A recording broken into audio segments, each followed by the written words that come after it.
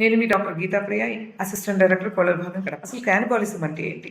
కోళ్ళు ఒకదాని మీద ఒకటి గొడవ పెట్టుకొని తీవ్రంగా గాయపరుచుకొని అధిక రక్తస్రావాలకు గురై ప్రమాదం కొని తెచ్చుకుంటూ ఉంటాయి. అసలు క్యానిబాలిజం ఎందుకు కనపడుతూ ఉంటుంది షెడ్లలో? కోళ్ళకి అనుకూల పరిస్థితులు లేనప్పుడు అవి తీవ్ర ఆందోళనకు గురై ఒకదాని మీద ఒకటి గొడవ పెట్టుకొని గాయపరుచుకుంటూ ఉంటాయి. కాబట్టి మన కారణాలు వెతికి వాటిని తెలుసుకుని సర్చ్ చేసుకుంటే మనము ఈ క్యానిబాలిజాన్ని అధిగమించవచ్చు. మొట్టమొదటిగా కాంతి నియంత్రణ లేకపోవడం. షెడ్లలో 14 నుంచి 16 గంటల పాటు కాంతి ఉండాలి.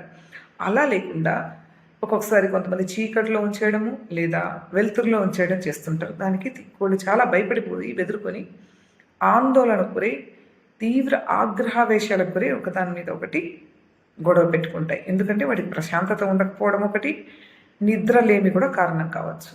కాబట్టి ఖచ్చితంగా మనము కోళ్ళ షెడ్లలో 14 నుంచి 16 గంటల పాటు వెలుతురు ఉండేలా చూడాలి. రెండవది పౌష్టికాహార లోపం. కావలసినంత ప్రోటీన్ అంటే 18 నుంచి 20% ప్రోటీన్, అవసరమైన మినరల్స్, సోడియం, సల్ఫర్ లాంటివి లేకపోతే ఆహారంలో అవి ఆందోళనకు గురవుతాయి. కాబట్టి ఖచ్చితంగా మనం పౌష్టికాహారాన్ని అందించాలి. అలాగే స్థలాభావం.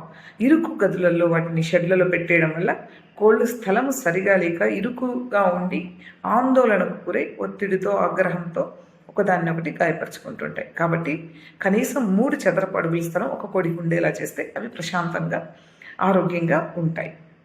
అలాగే చిన్న కోళ్ళు పెద్ద కోళ్ళు కలిపేస్తే ఒక షెడ్లో అవి కూడా చిన్న కోళ్ళను గాయపరచడం వల్ల పెద్దవి గాయపడి తీవ్ర నష్టం జరుగుతూ ఉంటుంది షెడ్లలో. కాబట్టి ఇది గమనించాలి. ఇంకోటి, కొత్త కోళ్ళు కొన్నప్పుడు వెంటనే షెడ్లలో ఉంచకూడదు. ఇలాంటి చిన్న చిన్న సూచనలు మీరు పాటించి మీ కోళ్ళ షెడ్లలో ఈ క్యానిబాలిజం లేకుండా నిరోధించగలరని విజ్ఞప్తి చేసుకుంటున్నాను. మరిన్ని సూచనలు, సలహాలకి ఏపీ స్టేట్ హ్యాచరీని సంప్రదించగలరు. Thank you.